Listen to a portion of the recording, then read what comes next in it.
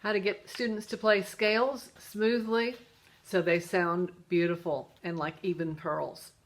There are 4 principles that are outlined in my book, Quick Tips for Piano Teachers, available on Amazon and Top Music. I'm going to go over the 4 principles here, and then there's some other teaching tips on scales that I'll let you read in the book.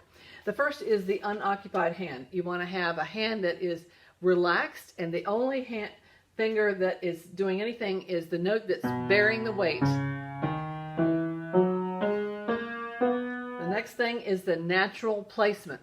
The long fingers, even the 3 long fingers, are still 3 different lengths on my hand anyway, and they all touch the keys in a different place, and I allow that because that makes for smooth movement. Otherwise, you end up with a hand that looks like this, like it's got arthritis. If you insist on playing right here, you end up with... There are no extra points for playing that way. Thirdly, you want to play on the corner of the thumb rather than the side, because if you play on the side of the thumb, you end up... The only way to do that is to drop the hand, and you see the wrist drops and you have an accent. And the same thing with the little finger. It's weak, and we have a tendency to do... So if we're playing along like this and we get to the 5th finger and we play like that, you see what happened to the wrist. So the wrist must stay stable, and so that you can do nothing but this kind of movement. All right, and then minimize the hand movements.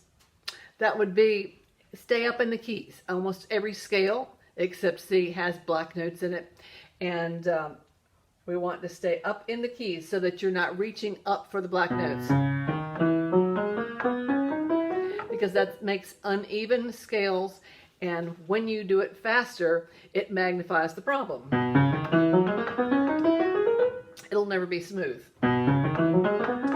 Now, we encounter scales in literature, and so you want to make sure your students are playing them correctly before they encounter them in the literature. Everything from the Chopin Minute Waltz in D flat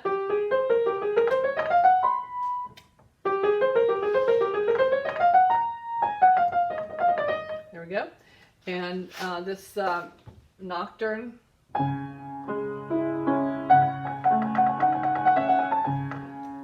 It ends this way.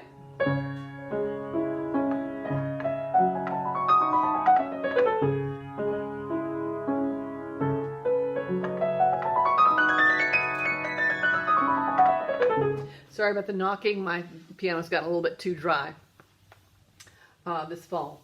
So that's the application. If you have those principles in mind, then you have smooth scales every single time. Next time we're going to talk about arpeggios, for which scales are a jumping off place. You need to know how to play a scale well in order to play an arpeggio well.